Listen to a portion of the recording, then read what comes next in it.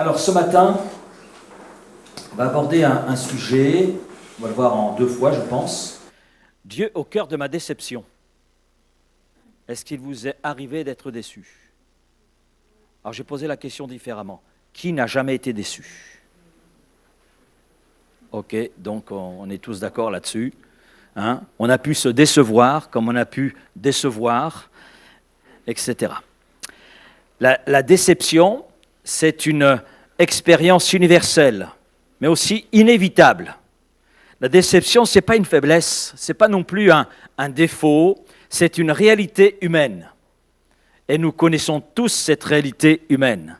C'est un sentiment qui naît lorsqu'une attente, lorsqu'un espoir, lorsqu'une promesse ou un plan ne se réalise pas comme nous l'avons imaginé. Ça suscite à partir de là une déception. La déception, c'est une émotion qui est normale, qui est liée à une attente qui n'est pas satisfaite. Et pourquoi est-elle universelle? Eh bien parce que chacun d'entre nous, eh bien nous avons des attentes, elles ne sont pas toutes satisfaites. Je pense que là, on est tous d'accord. Que ce soit une promesse non tenue, que ce soit une relation qui se brise, que ce soit un projet qui échoue, que ce soit une attente déçue, que ce soit une prière qui n'est pas encore exaucée, qui semble tarder. Donc là, on s'aperçoit que la déception, finalement, fait partie de la vie, fait partie de notre vie. Un enfant déçu par un cadeau, un étudiant par un résultat, il ne s'attendait pas à un tel résultat, un croyant à cause d'une réponse de prière qui ne vient pas. Et pourquoi la déception est-elle inévitable? Je me suis posé la question et il y a deux raisons. Parce qu'il y a un écart entre nos attentes et la réalité. Il y a un écart. Et cet écart, eh bien, fait que l'on est déçu. Un étudiant qui travaille et qui prend du temps pour préparer ses examens, et puis il s'attend, c'est son attente, avoir 18 minimum sur 20. La note finale, c'est 12. Il va connaître la déception. Il va être déçu de lui-même, déçu de ses résultats. Parce qu'il avait des attentes, mais la réalité n'a pas rejoint ses attentes. Donc ça suscite une déception. La deuxième raison, c'est tout simplement la finitude, les limitations dans lesquelles nous sommes, l'imperfection dans laquelle nous sommes en tant qu'êtres humains. Oui, vous l'avez remarqué, nous sommes des êtres humains limités. Les Superman, Superwoman, ça n'existe qu'au cinéma. Hein? Voilà, nous sommes des êtres humains limités. Nous ne pouvons pas toujours être à la hauteur des besoins des autres, ni même des nôtres. La fatigue, vous connaissez la fatigue? Oui, ça nous colle à la peau, ça. Hein? Les erreurs, quel est celui ou celle qui n'a jamais fait d'erreur? Ok, donc on se ressemble tous. L'incompréhension, tout cela, ça fait partie de la condition humaine. Donc on est confronté à cette réalité, et cette réalité génère parfois, et bien souvent, donc de la frustration, de la déception. Et à cela, nous pouvons ajouter aussi la subjectivité des perceptions. Hein. Nous sommes tous différents, nous réagissons en fonction de nos expériences, en fonction de nos valeurs, en fonction de nos émotions, mais dans une relation très proche, il existe souvent un décalage. Un décalage. Je vois avec ma femme, on est fait pour s'entendre. Oui, on est tellement différents en plein de choses. Très différent. Et c'est vrai que j'ai déçu ma femme m'a déçu, on s'est déçus mutuellement. C'est possible? Oh là, elle répond oui. Hein? Et bien sûr, ce décalage crée des moments où l'autre ne répond pas comme nous l'espérions et bien sûr, naît en nous une forme de déception. La déception, on la trouve aussi dans la Bible. Comme je viens de le dire, la déception est attachée à notre nature humaine, à la finitude dans laquelle nous sommes.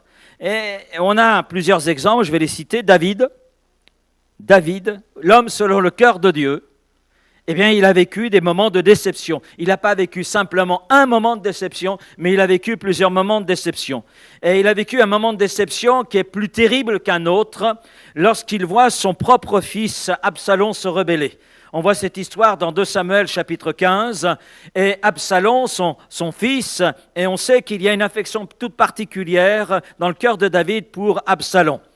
Mais ce n'est pas la seule fois que David a connu la déception. Dans les psaumes, on aime les psaumes, et David, dans ses psaumes, exprime ses états d'âme, exprime ce qu'il ressent, ses émotions, sa connaissance de Dieu, ses incompréhensions aussi. Il exprime tout cela, et il parle de trahison, il parle d'abandon de la part de proches, de personnes en qui il avait confiance, mais qui l'ont déçu par leur comportement.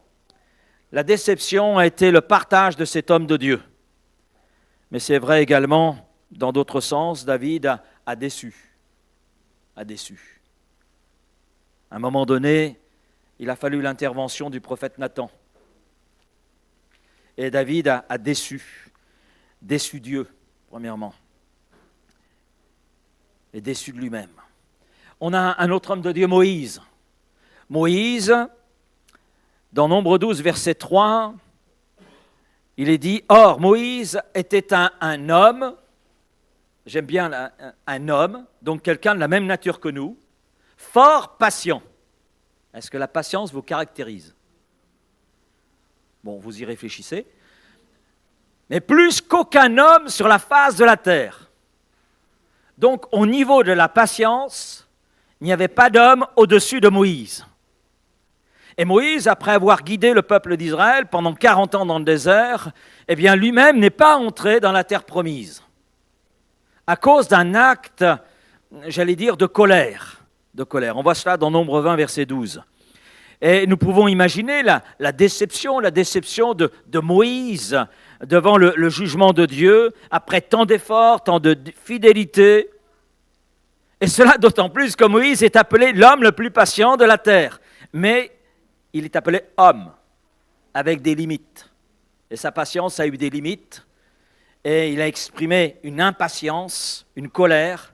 Et à cause de cela, le jugement de Dieu est tombé et il n'est pas rentré dans la terre promise. Il l'a vu de loin. La déception. Moïse déçu de lui-même. Nous entendons aussi la déception de l'apôtre Paul. Cet homme de Dieu remarquable.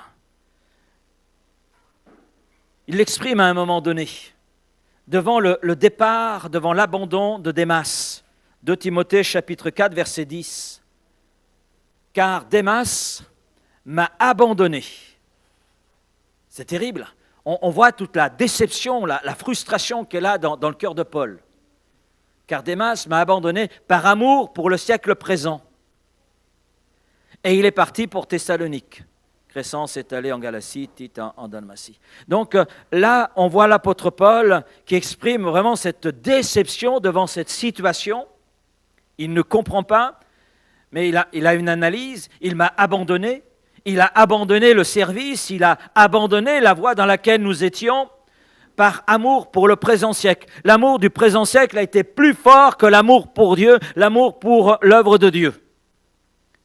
Et bien sûr, il y a dans le cœur de Paul de la déception, mais je crois aussi qu'il y a une forte tristesse. Pierre, le Lucky-Luke des évangiles, l'homme qui parle plus vite qu'il ne pense. Pierre, le disciple qui accompagne Jésus, qui a accompagné Jésus pendant 3 ans et demi.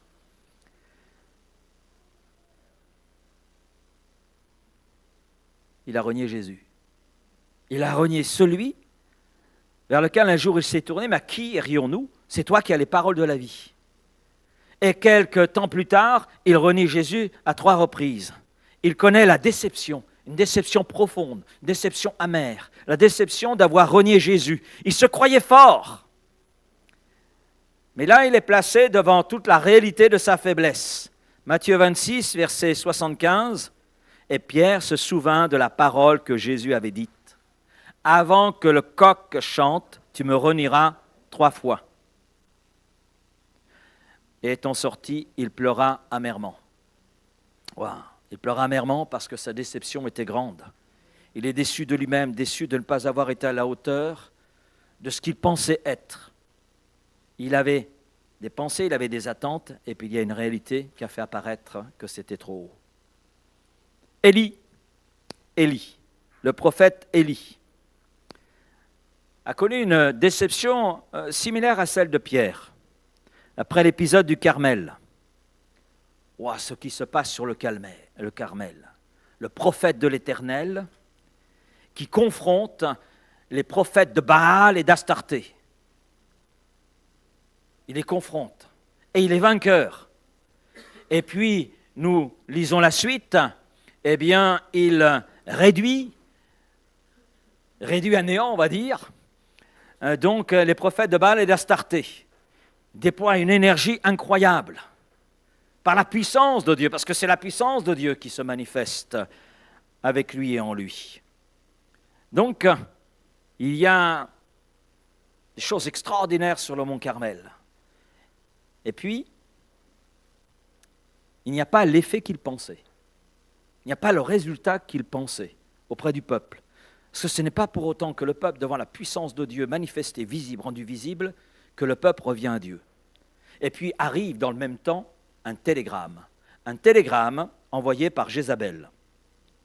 Bon, elle ne s'est pas déplacée personnellement parce que je pense qu'elle avait peur d'Élie, donc elle envoie un télégramme.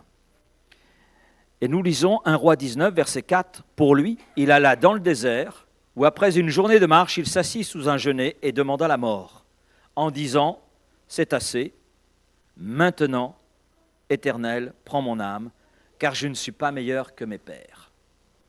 Il est déçu, il est là dans la déception, une déception profonde, une déception qui le conduit dans une forme de dépression. Et ces exemples montrent que la déception n'épargne personne, même les grands hommes de Dieu. Ce sont quelques exemples, mais il y en a d'autres. Et je crois que chacun d'entre nous, à différents moments de nos vies, nous avons connu la déception, nous l'avons connue à un niveau ou à un autre. Nous avons été déçus d'une façon ou d'une autre, nous avons déçus d'une façon ou d'une autre. Donc vous connaissez, et je connais avec vous la déception. Je sais de quoi il est question quand il est question de la déception. Et puis la Bible présente aussi un Dieu qui est parfois déçu. Oui. Un Dieu qui est parfois déçu par son peuple. Dans l'Ancien Testament, par exemple, on a un certain nombre de textes, Dieu se plaint de l'infidélité d'Israël. Il se compare à un époux qui est trahi par une épouse. Dans le Nouveau Testament, nous voyons Jésus qui pleure sur Jérusalem. Mais pourquoi pleure-t-il ?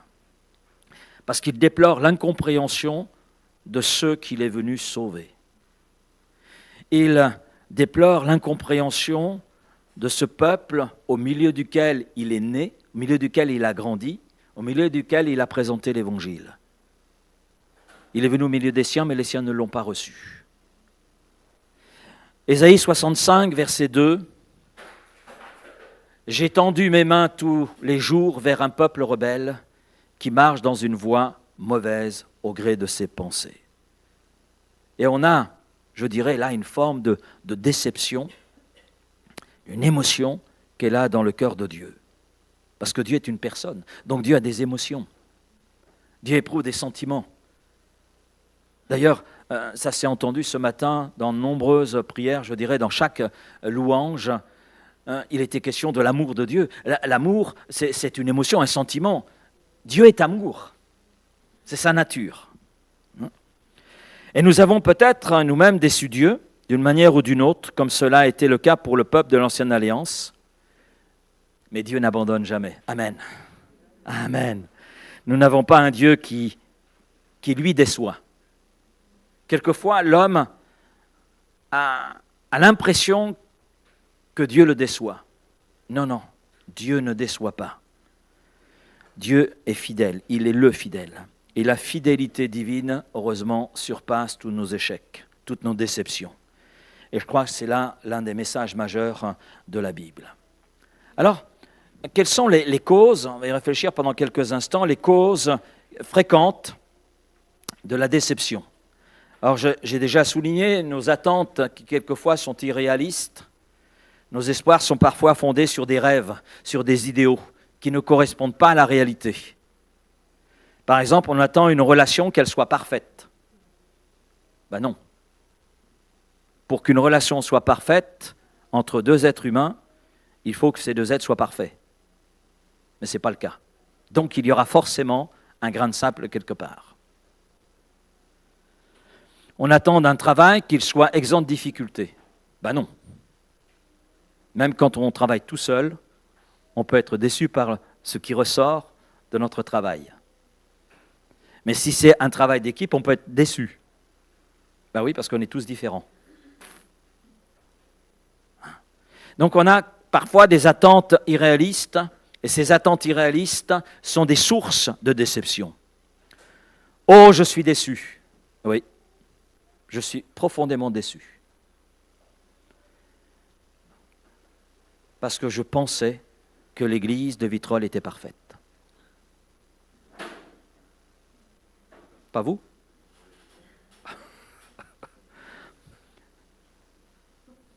Et oui, on peut avoir une telle attente. Même en tant que pasteur, on peut se dire, waouh, là, dans le portrait que j'entends, c'est l'église parfaite. Bon, déjà, j'ai les pieds ici, donc ce n'est pas parfait. Donc, désolé d'avoir amené un peu d'imperfection. Mais on peut être déçu. Certains le disent, je suis déçu par l'église. Je la pensais parfaite. Je suis déçu par le pasteur. Mais le pasteur n'est pas le Superman. Bon, si je vous ai déçu, j'en suis désolé. Maintenant, n'hésitez pas à venir me voir en quoi je vous ai déçu. Ne restez pas dans le silence, parce que pour progresser, il faut savoir s'exprimer. Ah, je ne pensais pas de cela de ce frère. Ah non, là, vraiment, Huguette, je ne pensais pas du tout cela de ce frère. Et toi, tu pensais comme cela? Ah non, moi non plus. Ah bah oui, là c'est vraiment décevant. Vraiment décevant. Aïe. Je pensais vraiment pouvoir y arriver seul. Mais ce n'est pas le cas. Même par rapport à la volonté de Dieu, nous pouvons ressentir de la déception. Car connaître et être dans la volonté de Dieu ne veut pas dire être exempté de difficultés. Vous l'avez certainement remarqué. Non? Ça ne veut pas dire ne plus avoir d'obstacles. Et par rapport à cela, nous pouvons ressentir de la déception. Pourquoi ai-je des problèmes? Moi, je ne comprends pas, Seigneur. Je t'obéis, j'obéis à ta parole. Je suis fidèle à l'église. J'arrive même une demi-heure à l'avance. Et je reste une demi-heure après. Alors, je ne comprends pas, je m'efforce d'accomplir ta volonté et j'ai tous ces problèmes. C'est décevant, Seigneur, tu me déçois. On a un homme qui exprime cela. Dans le psaume 73, c'est Asaph. Asaph. Il nous en donne une illustration. Vous pourrez lire l'entièreté du psaume 73. Il obéit à la volonté de Dieu, il fait ce qui est juste devant Dieu, puis il rencontre des difficultés. Et puis il a à côté de lui des gens qui n'ont que faire de Dieu. Rien à faire de Dieu, rien à faire de la volonté de Dieu. Qui vivent comme bon leur semble. Et il les voit réussir. Alors que lui, il fait ses efforts et ça semble un petit peu piétiné. Et il commence à ressentir de la déception. Et puis tout change dans son cœur, dans sa compréhension des choses, lorsqu'il prend en compte la finalité de la vie. Là, il se dit, ah, c'est pas la même chose, on n'a pas la même finalité. Donc Seigneur, merci parce que dans ma galère, je rame, c'est sûr, mais tu es avec moi pour ramer. Souvenons-nous de ceci, Dieu ne nous promet pas une vie sans déception. Si vous le pensez, vous vous trompez. Mais il promet de nous accompagner, même dans nos déceptions.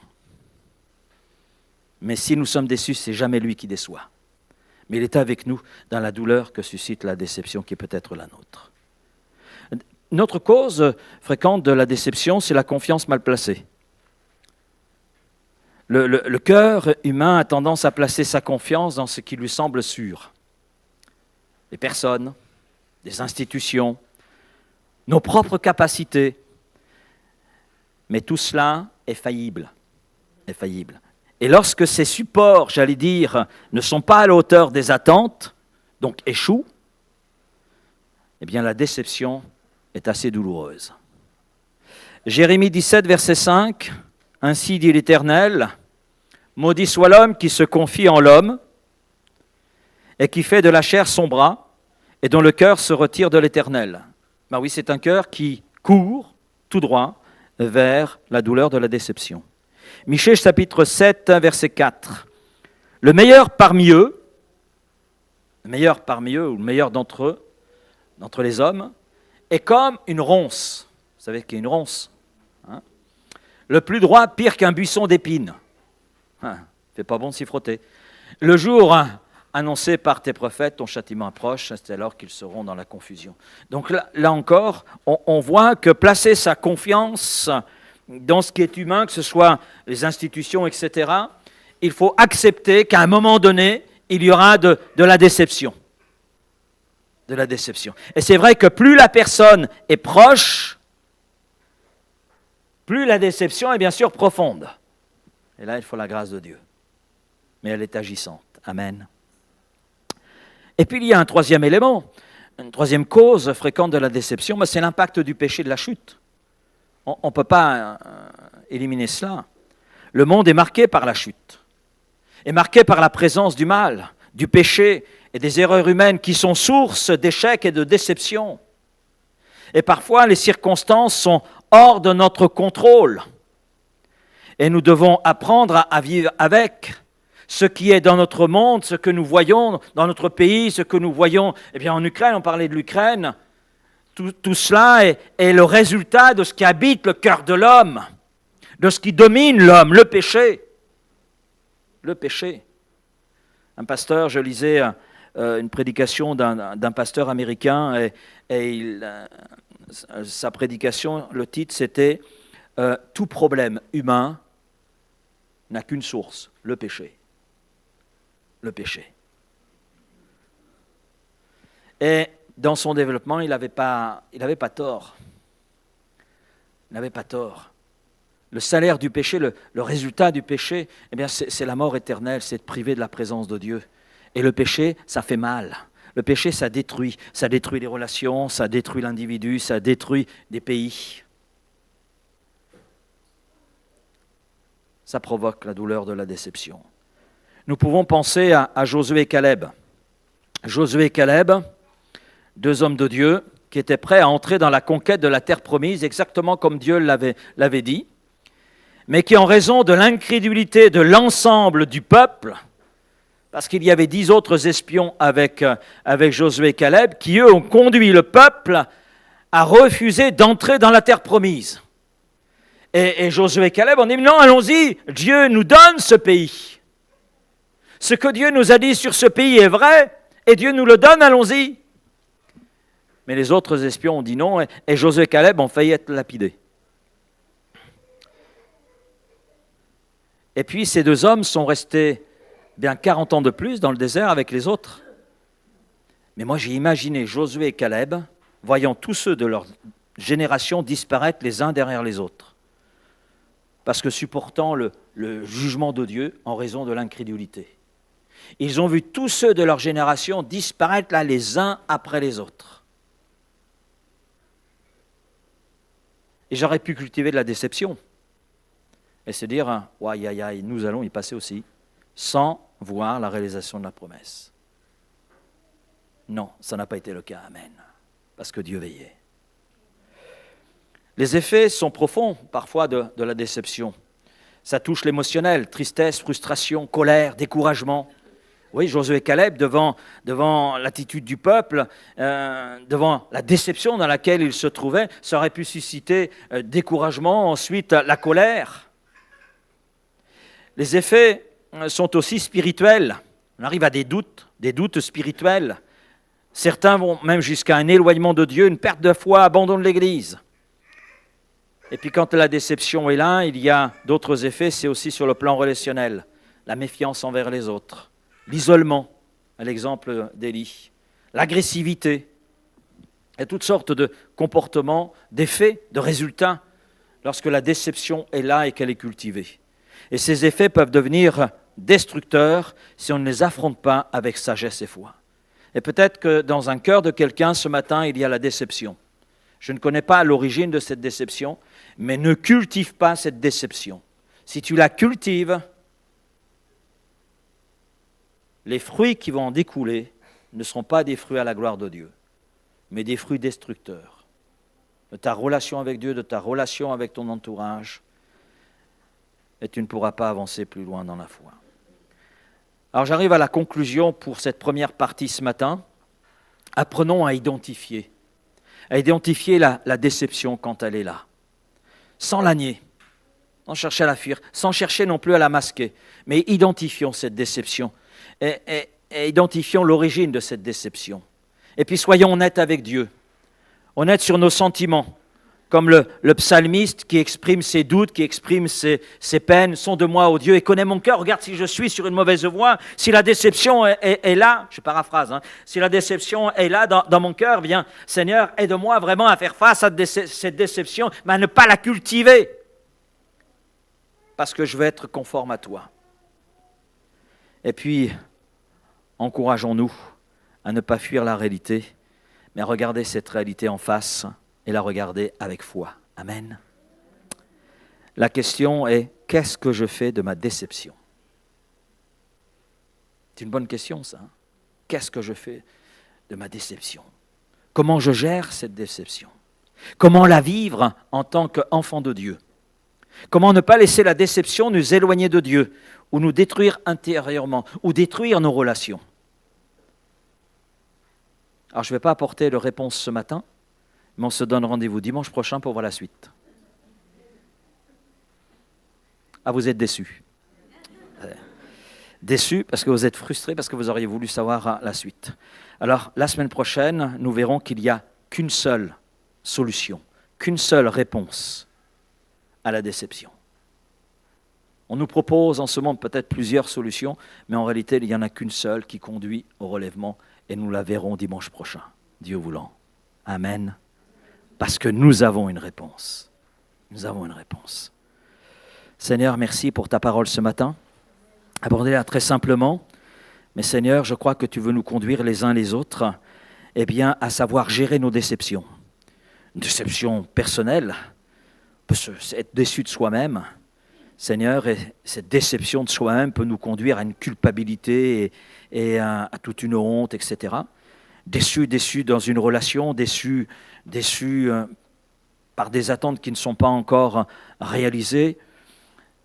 Nous pouvons penser, Seigneur, que nous sommes déçus par toi, parce que tu ne réponds pas à une prière, parce que tu n'agis pas comme nous le voulons, parce que les choses tardent. Seigneur, quelle que soit la déception qui peut être là et sa source, son origine, je crois, Seigneur, que tu es là aussi pour relever. Et ce matin, Seigneur, en ce lieu, il y a peut-être un cœur qui est là avec la déception. Eh bien, Seigneur, tu viens en secours de ce cœur afin que sa déception ne soit pas une déception destructrice, mais que de cette déception naisse quelque chose de bon. Oui, Seigneur, parce que je crois, et je le vois à travers ta parole, tu sais utiliser nos déceptions. Oui, tu sais les utiliser afin de te glorifier. Alors, Seigneur, merci ce matin d'agir peut-être dans le cœur de celui ou celle qui est là comme rongé par la déception. Et je te prie peut-être pour quelqu'un qui nous écoute, qui est là dans la déception, déçu par une relation, déçu par peut-être un contexte ecclésial, déçu par une relation, déçu par une situation, ou peut-être déçu d'elle-même. Je te prie pour cette personne, afin, Seigneur, qu'elle connaisse ce relèvement en toi, et qu'elle sache affronter cette déception avec honnêteté devant toi, afin de te laisser agir. Merci, Père, pour tout ce que tu veux là réaliser au milieu de nous. Seigneur, ce que tu veux réaliser également en chacun d'entre nous, parce que tu nous connais personnellement, tu connais les moindres espaces de notre cœur, et dans notre cœur, tu veux déverser cette mesure de grâce, oui Seigneur, qui est bonne, alléluia, et qui relève, qui fait du bien, amen. Merci Père pour tant de grâce et de bonté manifestées en faveur de chacun d'entre nous, en faveur de ton peuple, et je te dis amen dans le nom de Jésus, amen.